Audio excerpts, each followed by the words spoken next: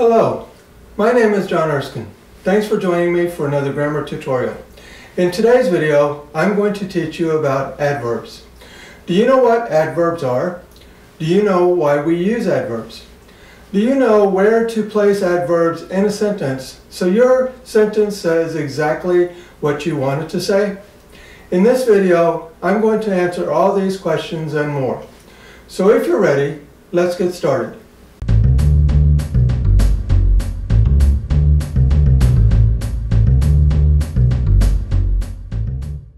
In this lesson, I will start by explaining what adverbs are and what they do in a sentence. Then, I will talk about the various types of adverbs. After that, I'll talk briefly about the comparative and superlative forms of adverbs. Then, I'll talk about the very important topic of where adverbs go in a sentence. I will finish this lesson by giving you some basic rules that will help you avoid some of the most common mistakes made by learners of English. But first, let me remind you that if you have any questions, please post them in the comments section below. I will answer all of your questions there. Now, let me ask you a question. What are adverbs? Can you tell me? Adverbs are words that are used to modify adjectives, verbs, other adverbs, and complete sentences. To modify means to change a little. So adverbs change sentences by adding to the meaning of the words that they modify. Let's look at an example sentence. The man walked. What do you picture in your mind as a result of this sentence? Probably not much. You might see a man walking somewhere, but there's not really a lot of information. So let's add an adverb. The man walked outside. Now you have a little more information. The adverb outside tells you where the man walked. He walked outside, but you still don't have a complete picture. So let's add another adverb. The man quickly walked outside. The adverb quickly now tells you how or in what manner the man walked. He walked quickly. So we now know where the man walked and how he walked. We have a more interesting and more complete sentence.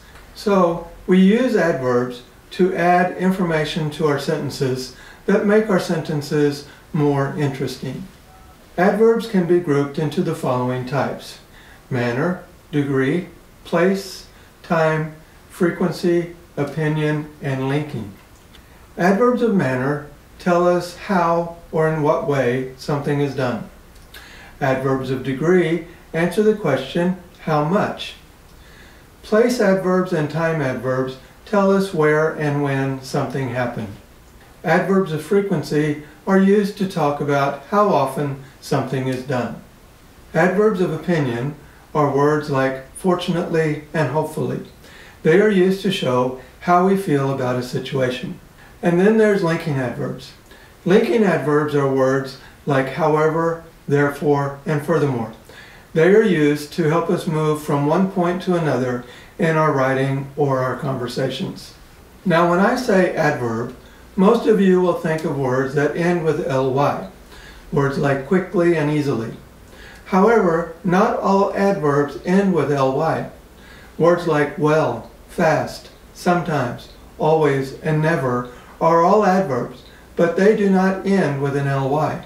There are also words that do end with ly that are not adverbs.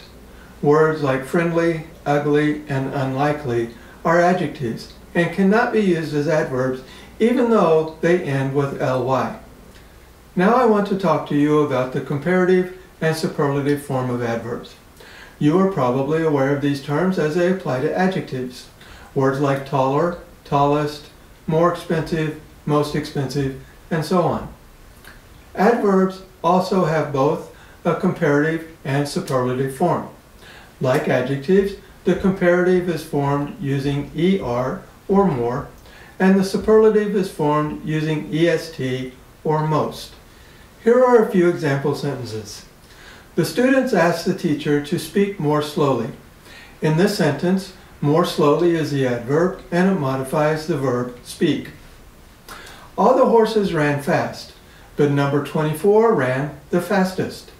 In this sentence, fast in the first half of the sentence modifies ran, and the fastest in the second half of the sentence also modifies ran.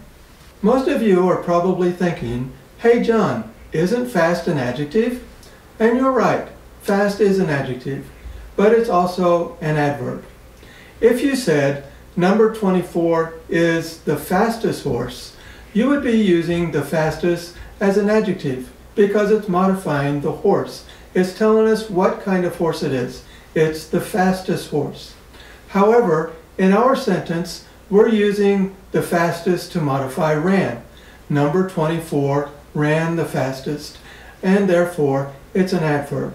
So remember, adjectives modify nouns, but adverbs modify adjectives, verbs, other adverbs, and complete sentences. Now let's talk about the very important topic of placement of adverbs in sentences. This is where most learners of English have the greatest difficulty, and it's no wonder, because there are so many rules governing the placement of adverbs. However, there are a few basic rules that, if followed, will help you avoid many common mistakes. Here's a list of 12 sentences. The adverbs in each sentence is in the wrong position. We're going to go through each sentence individually and talk about where the adverb should be and why it should be there. Sentences 1 and 2 each contain adverbs of degree. In sentence number 1, the adverb extremely modifies the adjective dangerous. So the rule is that the adverb should come before the adjective that it modifies. So sentence number 1 should read, lions are extremely dangerous animals. In sentence number 2, the adverb really is also an adverb of degree. However, this time it modifies the verb dislike. The first problem with sentence number 2 is that adverbs of degree don't usually come at the beginning of a sentence. And, like sentence number 1, the adverb should come before the verb that it modifies. So, the sentence should read, I really dislike fish. Sentences 3 and 4 use adverbs of manner. In sentence 3, the verb put is a transitive verb. A transitive verb is a verb that has a direct object. We cannot say Rhonda put. We have to say what she put. In this case, Rhonda put the box. The rule here is that you should never separate a transitive verb from its object. So the adverb gently should go before the verb put because it tells us how or in what manner she put the box. Rhonda gently put the box on the table. In sentence 4, we have an intransitive verb. An intransitive verb does not have a direct object. We can say the child cried and have a grammatically correct sentence. When using an intransitive verb, the rule states that the adverb goes after the verb that it modifies. So the sentence should read, the child cried softly when she lost her doll. Now let's talk about adverbs of frequency. If you look closely at sentence number 5, you will notice that there are two verbs. The main verb is liked, and it is accompanied by an auxiliary verb, have. When you have an auxiliary verb and a main verb, the rule states that the adverb should go between the two verbs. So in this case, the sentence should read, I have always liked fried chicken. In most instances, adverbs like sometimes and often can come either at the beginning or the end of a sentence. However, when using any form of the to be verb, am, is, was, were, or will be, the adverb always comes after the verb. So in sentence number 6, the sentence should read, Jin-hee is sometimes late for class. Sentence number 7 is a question. When using adverbs of frequency in questions, the adverb always comes before the main verb. So in this sentence, the question should be, do you usually drink coffee in the morning? Sentence number 8 is a negative sentence. Like sentence 7, when using negative sentences, we also place the adverb before the main verb. So the sentence should read, my father doesn't usually smoke. In sentence number 9, the adverb twice is in the wrong place.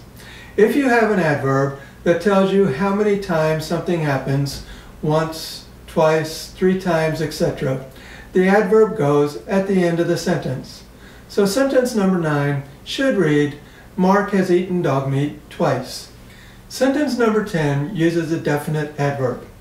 Definite adverbs tell us a definite time that something happens. They use words like day, month, and year. Definite adverbs can go either at the beginning or at the end of a sentence. However, it's more common for them to come at the end of the sentence. So, I go to work at 8 a.m. every day. Sentence number 11 uses the verb have to, which has a similar meaning as must. When using adverbs of frequency with the verb have to, the adverb comes before the verb.